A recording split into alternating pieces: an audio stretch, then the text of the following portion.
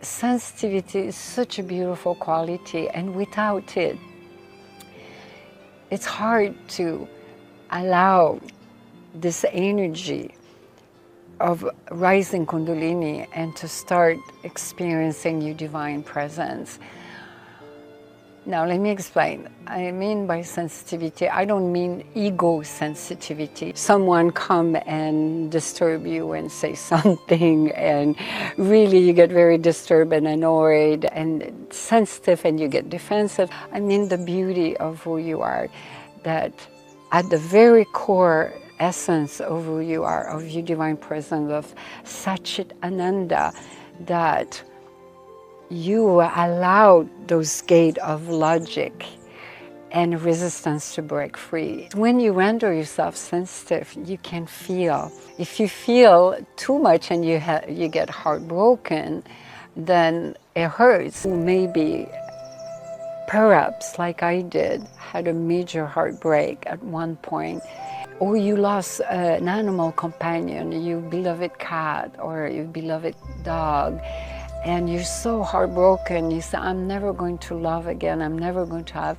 an animal companion anymore. I'll share with you a story. In Puerto Vallarta, I was with my ex-husband, we were in a vacation, and I got involved very much in feeding the animal and stray cats, and anything I could do, I would do out of compassion, out of wanting to make a difference and making a contribution. So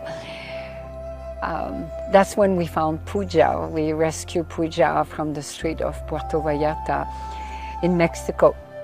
And the bellman, I think, or told me about this cat who was on the property. They said, you should go check this cat. It's beautiful, it needs a home, because we were going to rescue Puja. And so I finally went one night, I looked for this cat. He was talking, he told me where she was, more or less, and I brought some food that night. So I walked around, we were just coming back from dinner. I was looking for her and calling her, and then she just came out of the bushes. She was a beautiful gray, kind of blue cat with golden eyes, and she was fairly young, not even a year old.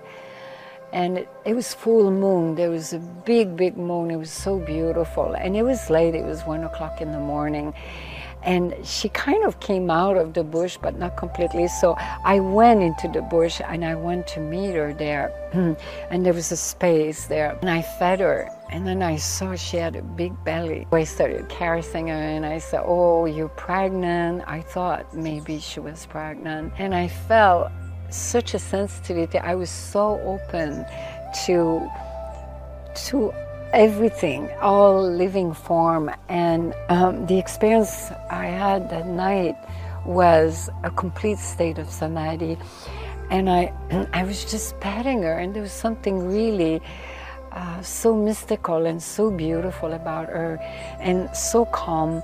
And I wasn't sure if she was pregnant or she was sick, something was going on, because her belly was so big. And it was instant love affair.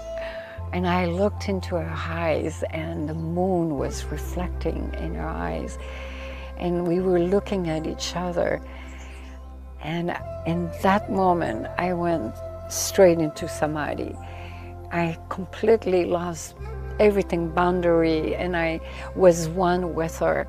And it was very mystical, because it was a similar Samadhi I had experienced, where all boundaries were melted, and I was feeling an intoxication of bliss with her. And I spent many hours just there and looking at her in her eyes and caressing her. Finally, I went back to the room, and it was almost 4 o'clock when I went back. And my ex-husband said, where were you? I was alarmed, you disappeared, you were gone so long in the middle of the night. And I wanted to bring her with me back in the room, I wanted to adopt her. But the point is how open, because sensitivity, when you open and receptive, it allowed you to be very, very sensitive. Again, sensitive to the beauty of your true nature, because it's our nature to feel everything as oneself. And that allowed it. If I did not have that deep sensitivity since I was a child, I would have never experienced such a state of samadhi. It was a very profound experience. And then I called her Isha. That night when I saw her, I called her Isha. As a matter of fact, this was before Sadhguru was in my life. I think I was with Guru Dev at the time, and I called her Isha. Isha from Sanskrit means of God. And we brought her to the hospital for her to be sterilized and to have her vaccine, because it was a requirement to bring her back to America, to California. And she got sick. I remember when I went back to get her, the doctor said that she had gotten sick, so I'm not sure if she would be good enough to travel. He said, why don't you leave her with us for another day? We went back the following day and we brought her with us. I didn't want to leave her behind. And as we were traveling on the plane, she was having a hard time breathing. And I could see something was wrong with her. And I told my ex-husband, I said, let's go to the pet emergency as soon as we get out of the plane, because it's too urgent. She's having a hard time breathing.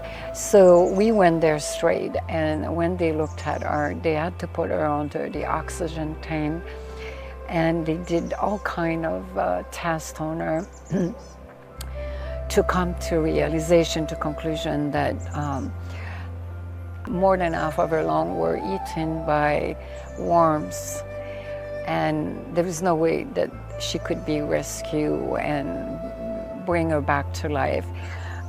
They did not know it was what caused that, but they knew something fundamentally was wrong with her lungs. They thought maybe fungi, they were not sure, but they could see from the X-ray her lungs were completely damaged. And so it was so devastating, and I had to make the decision to let her go. It was the best thing to do. And again, I asked to spend some time alone with her, and I looked straight in her eyes, and there was this beautiful sense again of complete merging of samadhi.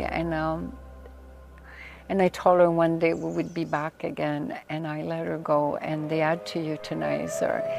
It was very sad. I came back home, but what a powerful spiritual experience this was, mystical experience. It was profound because of my sensitivity. So sensitivity is not a weakness. So this is my experience, my realization, and the wisdom that I've acquired. So much more is to come in the next voyage in the secret of a yogini on the path. So take the time, do self-introspection and contemplate and write into your journal. And maybe it's time for you to come out of the cage. I'm here for you.